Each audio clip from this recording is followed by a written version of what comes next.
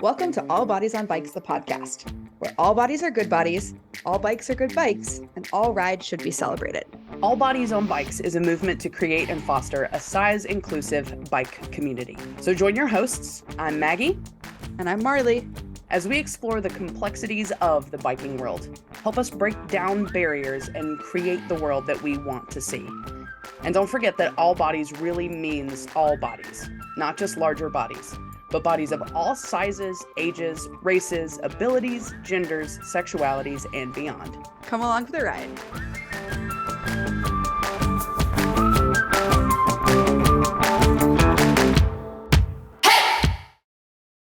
Good morning, Maggie. Hi, Marley. How's it going? I am really good. I'm excited. You all are coming to town this week for the All Bodies on Bikes chapter leader retreat. Yeah, we are. When do you start your drive? I start my drive. I'm probably going to drive like 3 hours Wednesday night after work and then just sleep in the car on the side of the road somewhere and then drive the rest of the way on Thursday. Nice. Well, I can't wait. The weather is unfortunately not looking so good, but it'll be okay. Well, we have a very, for me, a very exciting podcast guest. It's for all of us. Yes. We're all excited. But this person was like, literally, I don't know if you know this, Ellen, but you were like my cycling hero for many, many years when I first started getting into cycling. So it's such an honor to have you on the podcast today. We have the one and only Ellen Noble. Welcome. Ooh. Thank you for having me. I am so excited to be here. Super, super excited. So let's go ahead and read her bio. Maggie, do you want to read it or you want me to?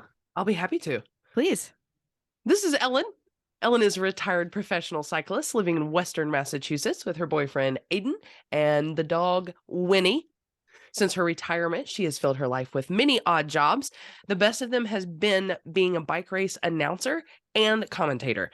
Ellen recently launched a podcast of her own called This One's For You to share inspirational and encouraging stories about triumph and resilience.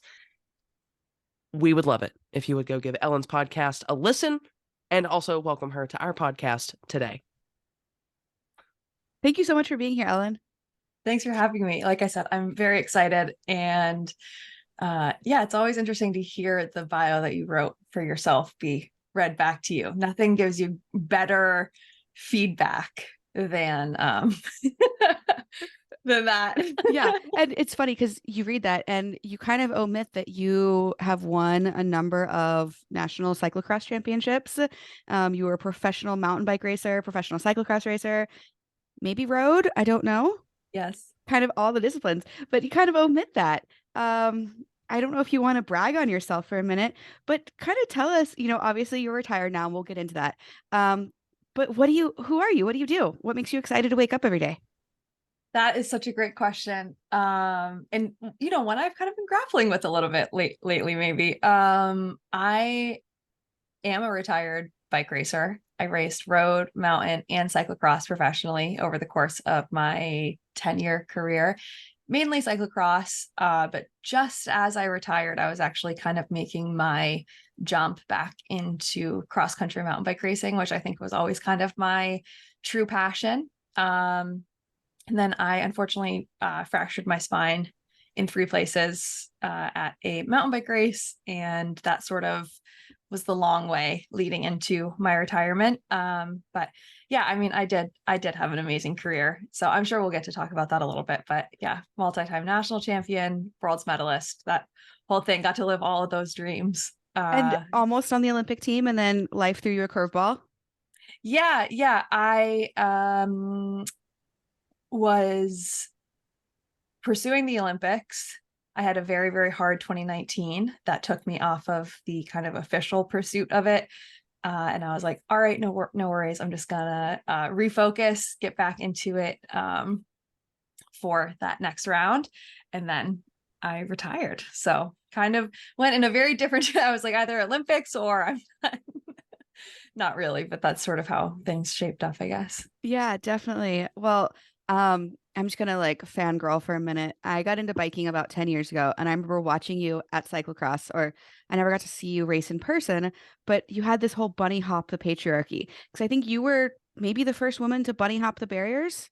At least the first one that I was aware of. And you did this whole campaign. And actually, that's what inspired me to try cyclocross racing. I was like, Oh, Ellen just makes it look so fun and approachable, even though you're like completely badass and incredibly fast and talented. Um, can you talk to us about the bunny hop, the patriarchy?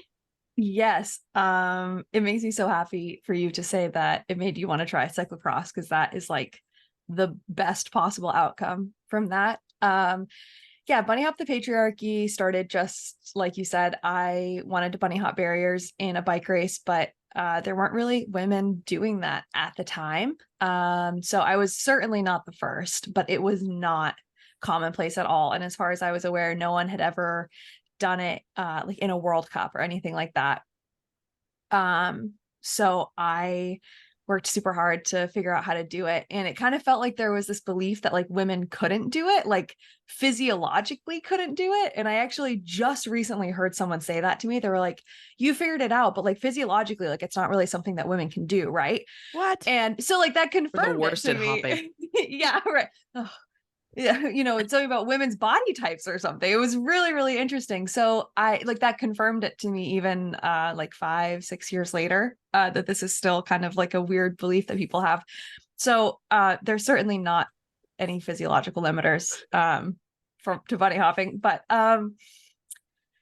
yeah, so I finally got to debut it. I think I did it at Cross Vegas, and then the real shitstorm, if you will, started at the Iowa City Jingle Cross World Cup. And I was super, super snarky and maybe too comfortable. In 2017. I was like 21 years old or something like that. And yeah, gave an interview about like, you know, doing this and doing that. And then I think I posted on Instagram, it was like, women can't bunny hop, quote, women can't bunny hop barriers. Me, let's get one thing straight. I can do whatever the hell I want. Hell yeah. Yes. And that just, we kind of found a life of its own. And next thing you know, bunny hop the patriarchy was a thing. Obviously a riff off of, can we swear on this podcast? Oh yeah. Fuck Yeah. the patriarchy. Yep. And so it kind of just spiraled from there. And I was having like a super busy season, but everyone was like, oh my God, like we want t-shirts. And I was like, all right, I can make 15 t-shirts. And then next thing I know, like thousands of t-shirts sold. And I'm like trying to manage ordering all these shirts, like living in Europe. And it was just so, so crazy.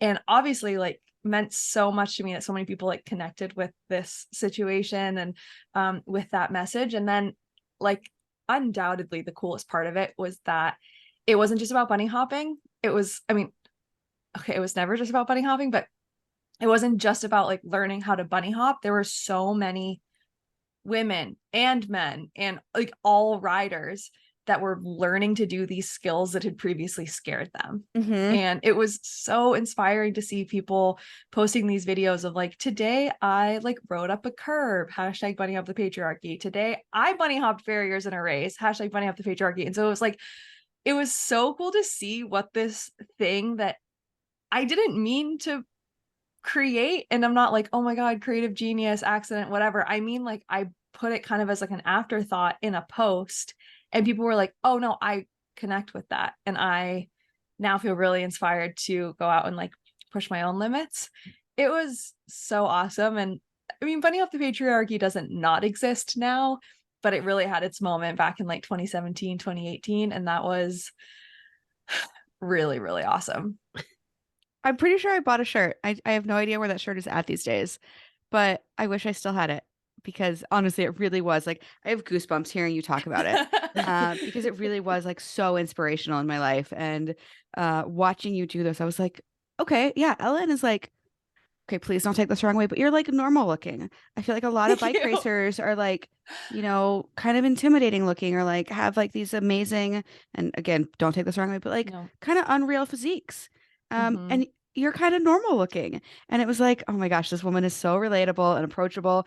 And look at all the badass things she's doing. So I just want to say thank you. Thank you. I really appreciate that. And I will laugh about you saying that I'm normal looking because I don't take that the wrong way.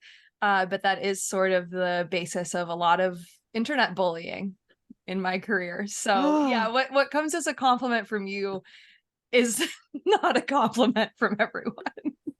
Do you want to talk about that? I'm happy. I told you I'll talk about anything. Sure. So yeah, I mean, the internet can be a really mean place. And even with all the success that you've had, what was the bullying about? Was it just like you didn't look like a bike racer? Or I know you mentioned on Payson's podcast some body image issues. Yeah. I don't know if you're open to getting into that, but Oh, totally. I think folks would relate to it. Yeah, sorry. My dog just broke into the room, so I got a little bit No worries. distracted. Never apologize for dogs. Next, she loves to sniff the microphone. I don't know what it is, but she'll come in and like into the mic. So like she makes her presence known. So yeah, like one of the things that I just talked about this recently, like one of the things that still I remember with getting internet bullied about my weight was hashtag Red Bull gives you rolls. I was a Red Bull athlete and had finally like gotten up the courage to post a bathing suit photo on Instagram, which is a whole different thing. Yes. That we can get into, but we don't even have to, because that could be a whole podcast. For sure. But yeah, someone was like, wow, you are not thin enough to be a cyclist. Hashtag Red Bull gives you rolls. And I was like, ouch, that is such a burn. Like, it was clever, it was relevant, it was mean, it hit all of the necessary boxes. Yeah. And I was talking to my friend about it, who's also had a lot of like body image struggles, and she's like, that would have ruined me. Yeah. And somehow you just, I mean, I'm sure you guys can relate to that. Like the things, I mean, Marley, you have Maggie, I don't know about you, but I know that Marley, you have a massive following. So I can't imagine that you get to do what you do and not just get, I mean, at least some amount of 100%. I used to talk about, I lived in like the nicest corner of the internet. And that was when I had like, 10,000 followers. And now that I'm like, I don't know, 27, 28,000, people just come out of the woodwork and say the nastiest things. And yes. you try not to let it get to you, because that's like one person out of 10,000. And I think it comes from their deep insecurities of like, they see us living our lives unapologetically and doing the things we want to do regardless of the size of our bodies or what's going on with our bodies. And I think it just comes from deep-seated insecurity. 3,000%. The thing that I think about is like, I like body image problems and restricted eating and all of the things that come with that is so like pervasive in our society. And I think like when I think of like everything that you stand for at All Bodies on Bikes and like everything that you're promoting, it's like, okay, wait, if she gets to just go out and live her absolute best life at her size, unbothered by what everyone has to say, that means that I have skipped these experiences for nothing. That means that I don't have any like additional benefit for missing out on all of life's experiences just in pursuit of being thin and just in pursuit of being holier than thou. And so I think it's really, really scary to people that there are people out there just happy with themselves, because it means that everything that they have missed out on kind of was for naught. It was for naught. Yeah. So I think that's terrifying for people. They're like, no, I need you to be unhappy because I'm unhappy and your existence is really freaking me out. Mm-hmm. Did Ellen just solve world peace on our podcast? Because that's what that felt like right there. Well, I would love to kind of get into your transition from bike racer to now you do announcing, but I know that wasn't necessarily, I don't know how to phrase this, like a choice on your part. Life kind of dealt you a deck of cards that was like, hey, your body's not going to let you be a professional bike racer anymore. So if you're open to it, I would love to talk about that. And I know you've got Hashimoto's and yeah, let's chat. Yeah. I think saying that it wasn't my choice is an interesting way to put it, and I don't disagree. It was like, obviously it was my choice. I didn't like, thankfully I wasn't in a hospital bed or anything like that where that decision was made for me, but as much as it was my choice, it was really something that was kind of like a decision that was made for me at a certain point, because my body was just like, no more. Like, we are so done. Please, please, for the love of God, stop beating this dead horse. And it was like, have you ever made a decision that like the moment you commit to it, you feel better? Yes. The moment that you're like, wait, I don't have to go on this trip that I'm stressed about, and like that instant relief, Just like the weight off your shoulders, and you're like, oh, it is sunny outside. Okay, I can enjoy things again. Yes, this is exactly what happened to me the day and I guess like this is maybe zooming in a little bit too much, and then I can zoom back out if you want. But the day that I had the conversation with my coach, I had told him that I had really solved all my problems. I was going to finish out the season. And then I was going to transition to enduro racing, because I wasn't like, I couldn't mentally commit to retiring. I was very, very, very afraid of what that would look like. So I was like, here's my big solution. I'm going to finish out the year. It was September and I was like soft pedaling through the local races I was doing. So I don't know what season I thought I was finishing out. But I was like, this is my solution. I'm going to do this and I'm going to transition. And he's like, you can be done. And I was like, yeah, I know, dude, I am going to be done after the season. And he was like, no, I mean, right now you can walk out of this room and be done. Wow. And he said that, and it was like, I was like a balloon that he popped, and I just like deflated, but in a good way, in like a completely relaxed, like unplugged the air mattress, and it just like, it just rests. Yeah. Did you have any fear at that point of like, you know, your whole identity is based on being this bike racer? And did you have fear of like, what am I going to do with my life? Who am I? Oh God, yes. Marley, I still have that fear. It's been exactly 2 years since I broke my back, which was like sort of the long descent into my retirement. And I still have that fear. I'm like, who the hell am I? That was like my whole thing. But yeah, at that time I had all the fear. I was so scared. And I think here's the funny thing. If I knew then what was going to happen in terms of, no, because you're smiling. You think you know where I'm going to go. No, I have no idea. I'm just enjoying this conversation. If I knew what was going to happen, I probably would not have retired. Okay. Short term, because it got a lot worse before it got better. I lost all of my sponsors, which I didn't think was going to happen.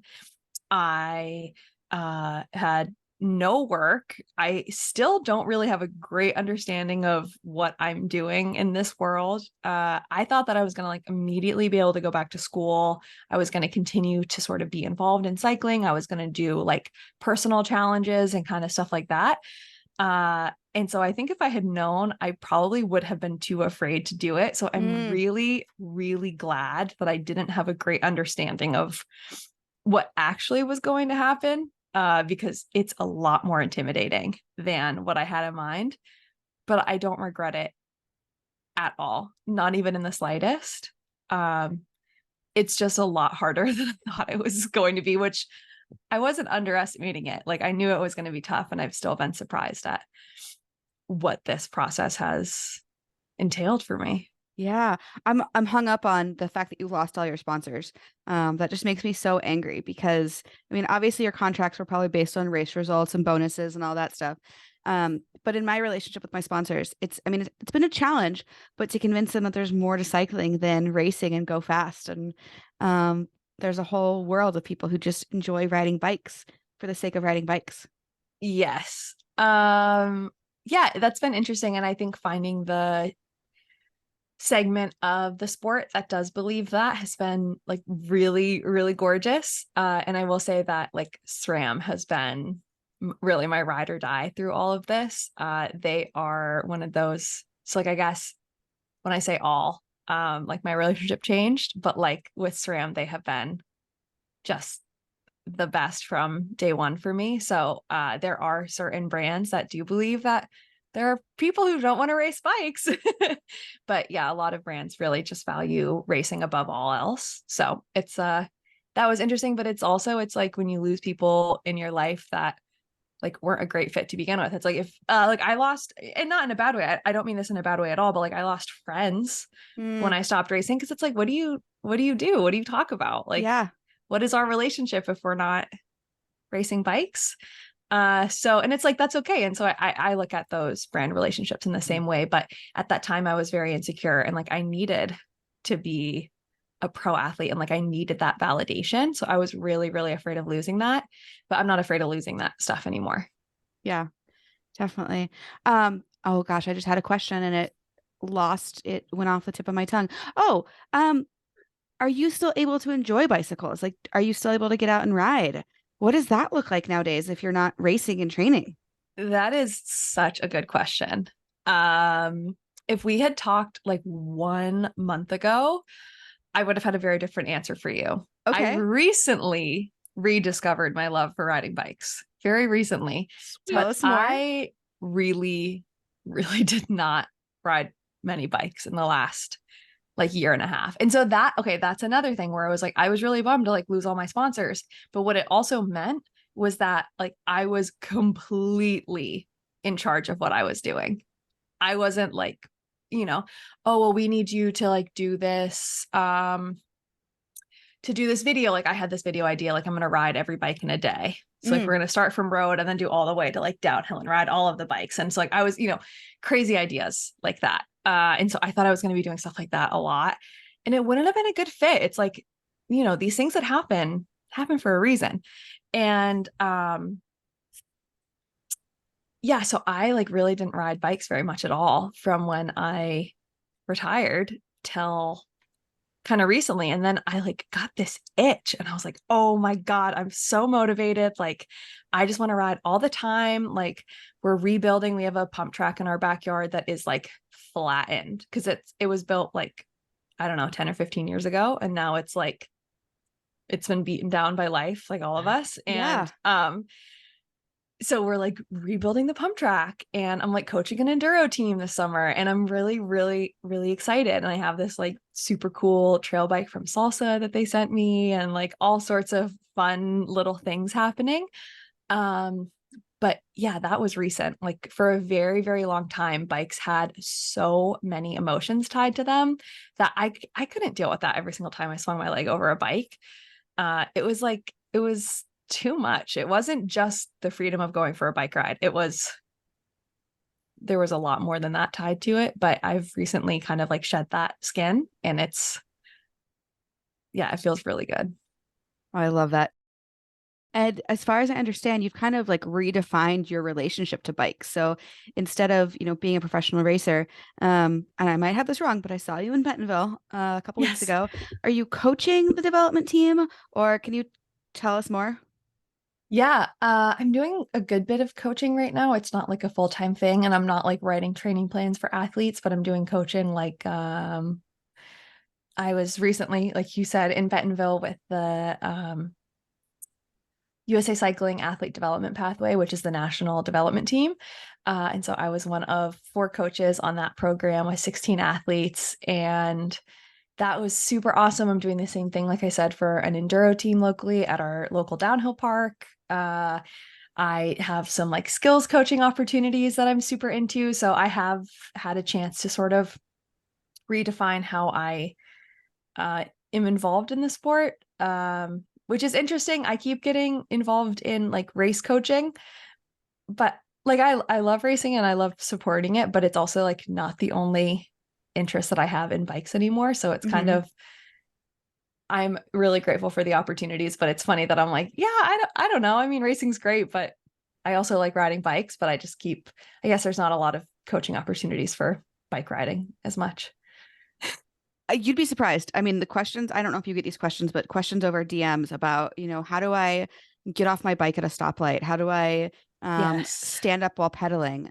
Things that I think those of us that have been on bikes for a long time and that comes second nature. Yes. I think there is opportunity there just to share basics of like bike fit and comfort and, even just telling people that they're not married to their bike saddle. Yes. For folks who are new to the sport, like these things that we don't even think about, it's like, oh no, there is opportunity there. Actually, it's so interesting that you say that, and I don't want to be telling tales out of school, but Please do.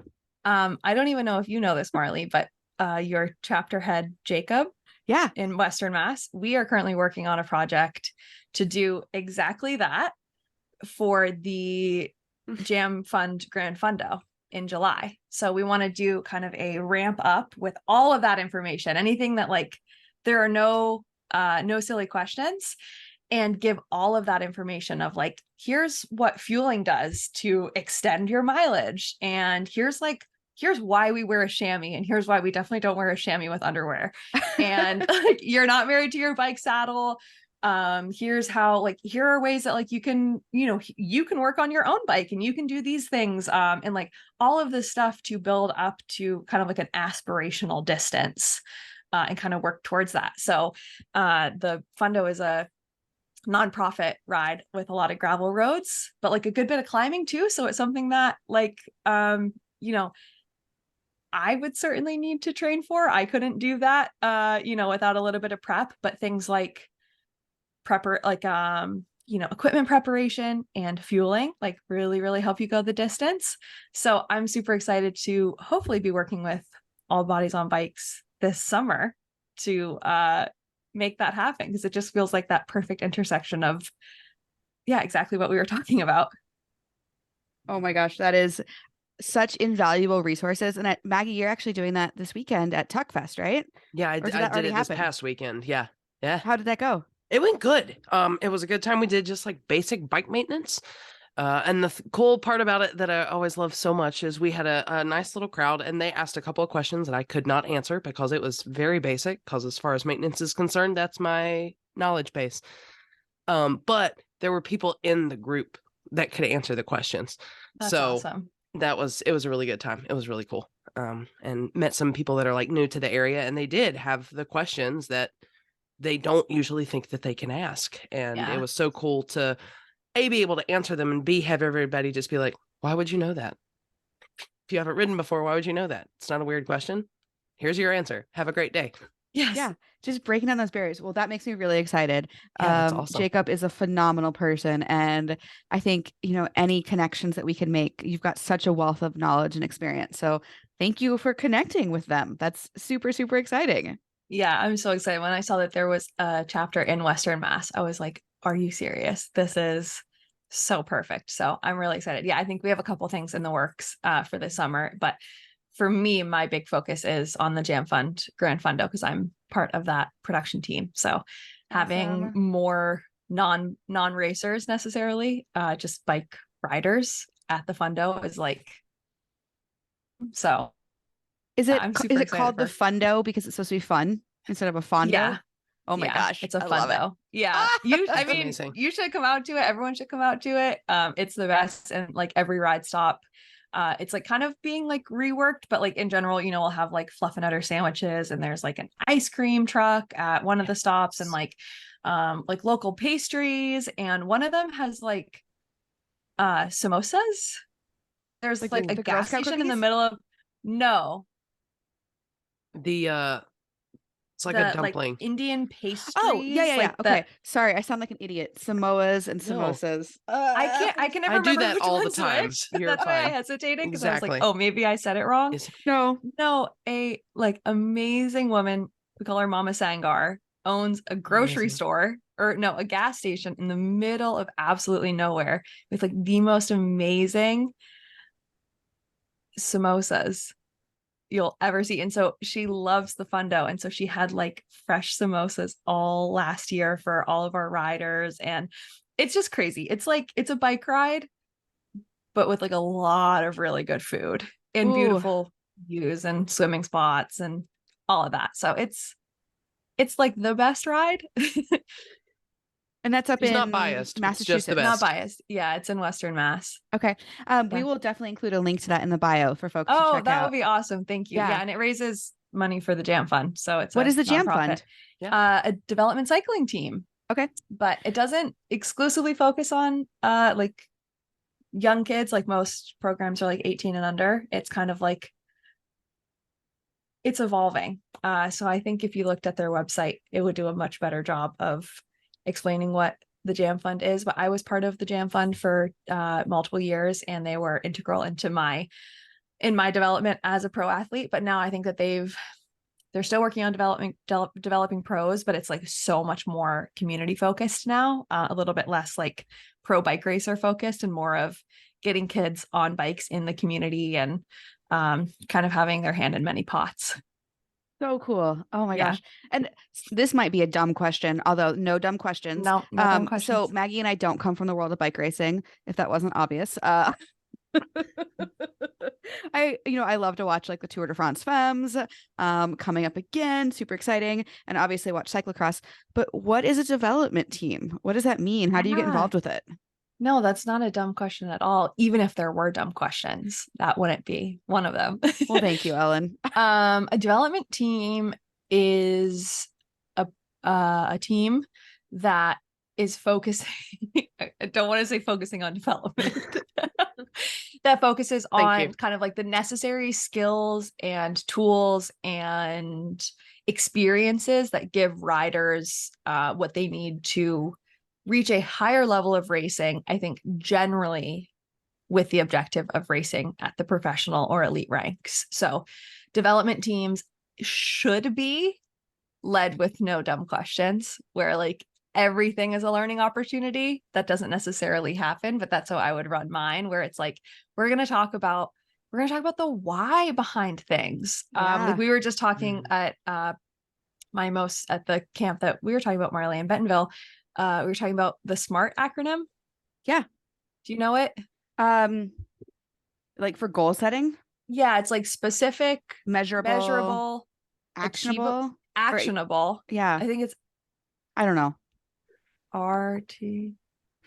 Now I'm forgetting it, but it was something like in time. I don't know what the time based. Yes. Yep. I don't know what the R is recurring? either. I don't know. So we could look it up. But we were just talking about, I like the idea of things being like specific and measurable and like really deliberate. Like we do things for a reason. We're not just doing things because we say that we're doing things. So I remember asking my coach, Alan Lim, at the time, I was like, everyone says that you can't be a pro racer if you don't ride before 10 a.m. Why is that? Is there like a biological mechanism that happens before 10 a.m.? And he was like, no, there's nothing. Like there are some ideas where it's like you probably like wake up with more energy. You want it to like, you want to put the things that you want like most quality to happen earlier in the day, stuff like that. But there's nothing like, oh, like your testosterone is the highest at 10 a.m. or something like that. Like there's nothing like that we're aware of. It was just sort of this like old school cycling mentality that like you can't be a serious pro if you're not training before 10. Yeah. And so like the same mentality that like your socks have to be a certain height. Yeah. Yeah. And like the Absolutely. white socks and white shoes, which I totally ascribe to, but like I'm not a perfect person. We're all allowed to have our there goes flaws. my worldview. Okay. Yeah, we're all allowed to have our flaws, and my need for white socks and white shoes is one of them. But yeah, like we talked about that with the development team. So all of that to say, development programs, I really think focus on like the why and how, and here are the tools that you need to go from being a bike rider to learn all of the things that you need to be a bike racer. And obviously some development teams have completely different focuses than others. And I think one thing with the Jam Fund that I really admire is that the program director, who I live with, him and his wife have been very, very generous in hosting my boyfriend and I. But like the thing that he had told a couple members on the team when we were on the team together, he's like, I hope that I can help you become a great bike racer. But if I can also help you discover that you are happier doing something else, I have done my job. Like there is not only one way to achieve success on this program. And like myself and Stephen Hyde and Anthony Clark and Jeremy Duran, Christina Birch, Rebecca Feringer all came from the Jam Fund. Oh, wow. So like we're like the alums that, you know, kind of like made a pro career out of it. I mean, Christina Birch is like hopefully going to space. So like, you know, we have a pretty cool list of Jam grads. And Stephen But Hyde just won the US Cyclocross Championship this year. Is that right? oh no, that's Curtis White, who's Curtis also White. coached Oh, by geez. Al. No, that's okay. Sorry, He's also Stephen. coached by Al, but Okay. he isn't on the Jam Fund. Why do But I know the name Stephen Hyde? because he was cyclocross national champion and now Okay. he coaches the cyclocross national team. So yeah, I mean, we have like a pretty star-studded roster, but also of all the riders that came through the program and then went on to do cool things that aren't in bike racing and that like learned a lot of cool stuff and like met cool people and learned how to be hopefully like better people. I think we all like took a lot away from the program in terms of like community involvement and you know, riding bikes for joy and stuff like that. So I think that a lot can happen on a development team. It's a lot more than just giving riders the tools to be a better bike racer. I think it's important to note that the part of setting smart goals that the 3 cyclists could not remember was realistic. Realistic. So the people that like to go out Dang it. and ride extreme distances for just because they couldn't remember that you should set realistic goals. And I think that's really funny. And says a I'm lot. disappointed that I forgot realistic because that one is so important. Because how many of us in this Zoom call have been like, I'm going to work out for 4 hours every day, or I'm going to read a book a day, or I'm going to drink 6 gallons of water a day. And you're like, on what planet? Yeah. Or, you know, in my space, I'm going to go ride 100 miles 6 months after knee surgery. You know, it's fine. And now I actually have another MRI scheduled on my knee because it is not doing okay. Just so frustrating, but that's okay. This isn't about me. Well, we are coming to the end of the interview, although I really want to bring you back on because there's so much more I want to talk about. But I do want to get into, you talked a little bit on your Instagram. Your Instagram is so refreshing. It's, you know, authentic and real, and you share your highs and your lows. And you actually talked about this on Payson's podcast, but you recently started on SSRIs. Oh, yeah. Me too. Antidepressants for the win. Oh yeah. And you were so vulnerable on your Instagram about that, Marley. Yeah, I think we have to be. I mean, to me, I look at it as just like mental illness is, I mean, it's like a persistent cold. You know, it's chemical imbalances and it's not a personal failing. But I wanted to ask how that's going. You know, are you feeling good these days? And how's that going? Yeah, thank you for asking. And I do feel like I personally feel like I have a little bit of responsibility to share, which is an interesting way to feel, but I really do feel that way because like I have a lot of comfort with being vulnerable and I have experiences that I think I personally would have benefited from hearing about, like from an outsider's perspective. So I'm like, well, I feel like I have a responsibility to be honest because I share a lot of good stuff on Instagram. So it feels like my responsibility to share the real stuff as well. But yeah, in terms of my mental health, I'm actually doing really well right now. Congratulations. Thank you. It's not to say I don't have my moments still. Definitely not saying that. Wait, because you're human. Because I am human. What? And I also have mental illness. But I like a year plus ago, like January 2022. Oh my God. January 2022, I started on a new new medication, an SNRI, that really helped me. But I also think that it came with more side effects than the one that I was on before, which is like a very real thing. So I was like kind of dealing with like, okay, mentally, I feel really good, but I'm also very, very tired. And I think that I'm gaining a lot of weight on this medication. Like it's just doing a lot to me. But then I, you know, was kind of like trying to figure out what I wanted to do about it. And I was so scared to like change up my dosage or anything like that.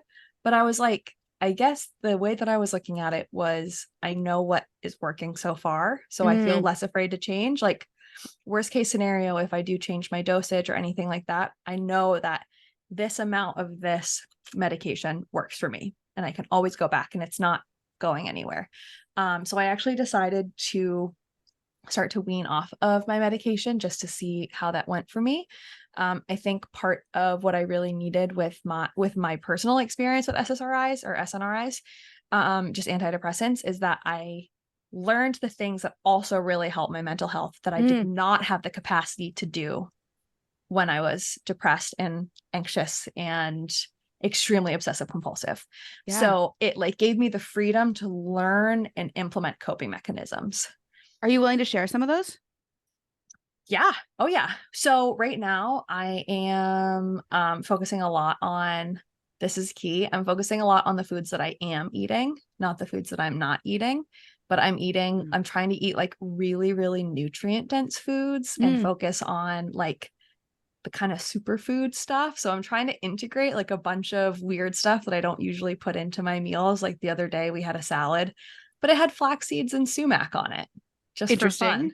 Very interesting, but it tasted really good. And I was like, okay, I'm proud of myself because I'm like trying to eat more fish and eat like way more fat and, that kind of thing. So I'm like focusing on like body and brain healthy foods, right?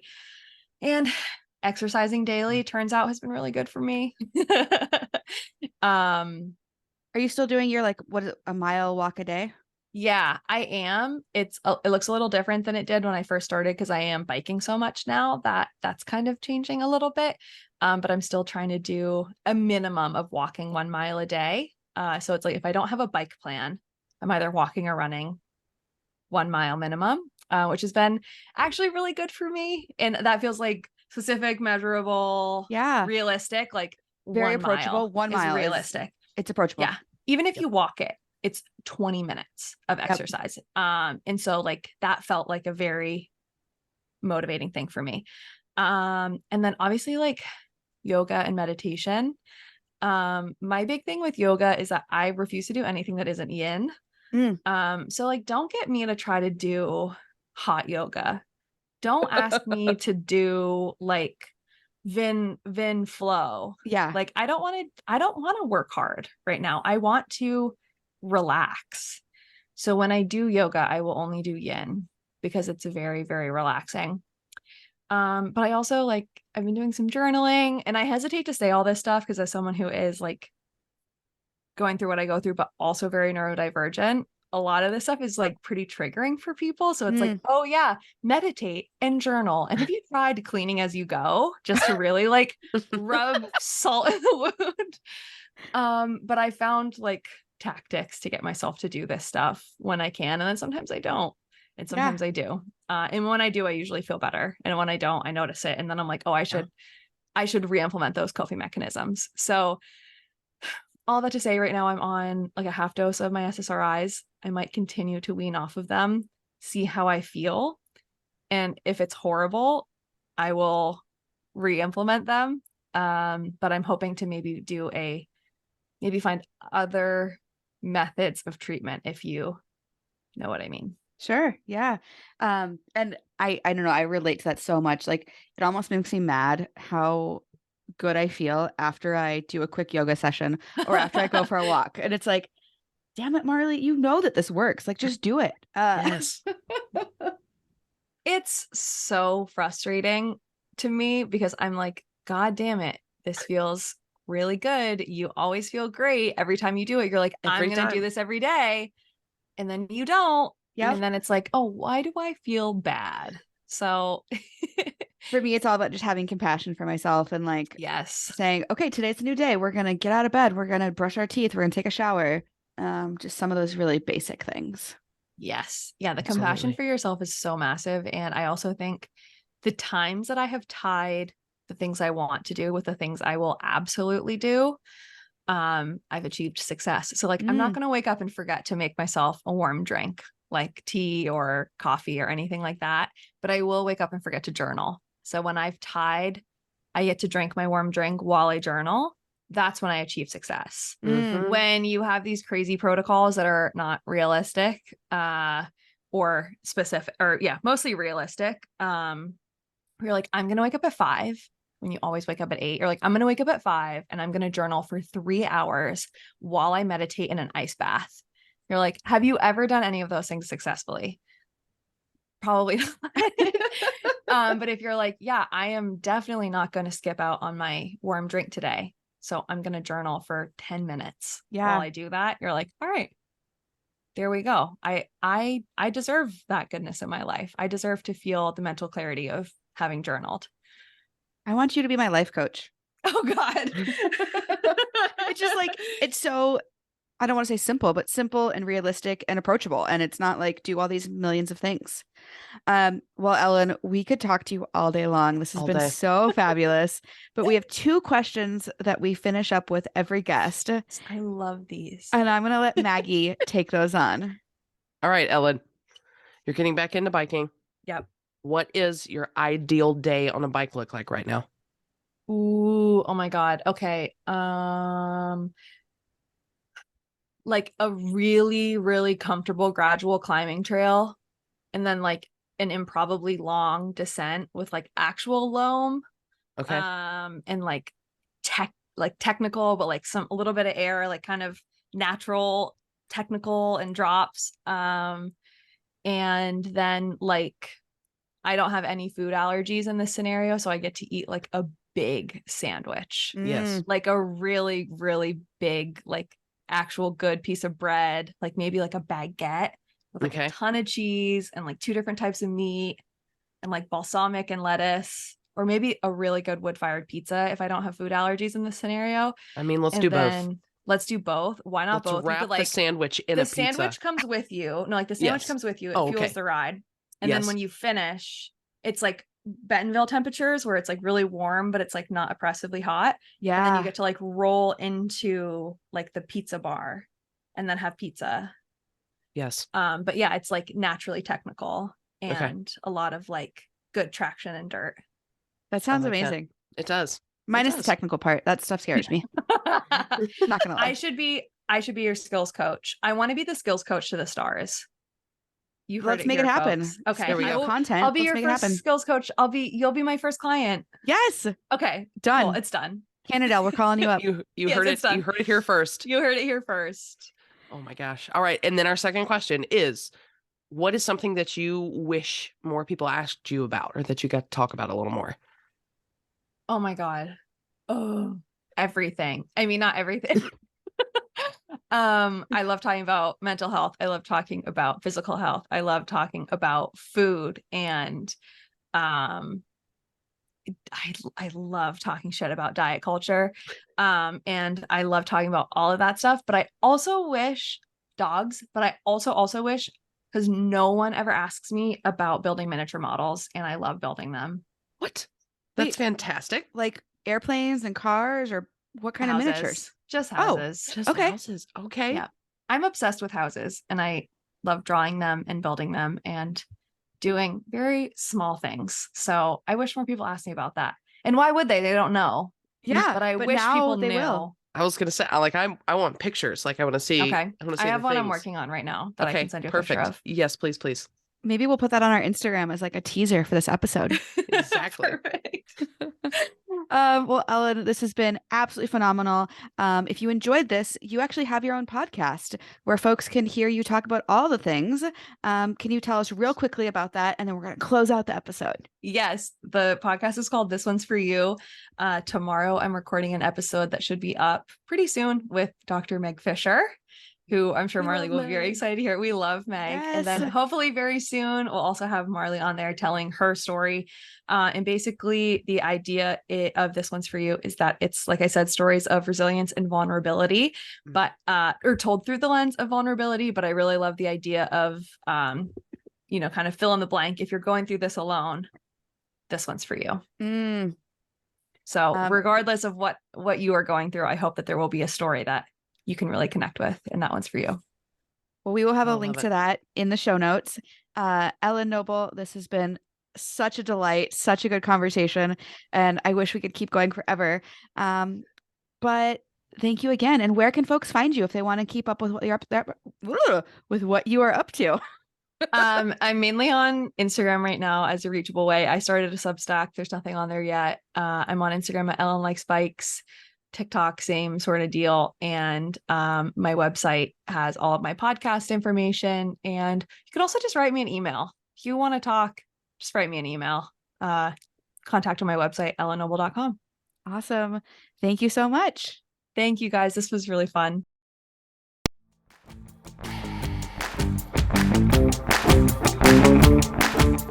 This is an All Bodies on Bikes podcast powered by Feisty Media. The show is produced by Maggie and Marley and edited by the team at Feisty Media. Thanks for listening.